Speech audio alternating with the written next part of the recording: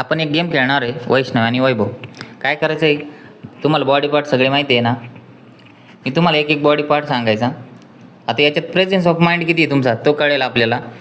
तर मी जसे पार्ट सांगन तसं त्या बॉडी पार्टला हात लावायचा आहे. आणि मी एक वेळेस असं सांगेल की बाटली उचला, तर जो अगोदर बॉटल उचलन तो विनर राहील ह्या खेळाचा, आणि त्याला लगेच कॅडबरी भेटली जाईल. तर चला आपण आता चालू करूया. Head, shoulder, legs, year, hand, legs, shoulder, head, legs, toes, head, उचला बाटली.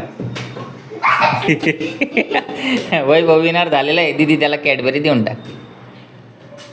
अशा प्रकारे वैभवचं दे दे दे दादाला दे. वा वा वा. ओके.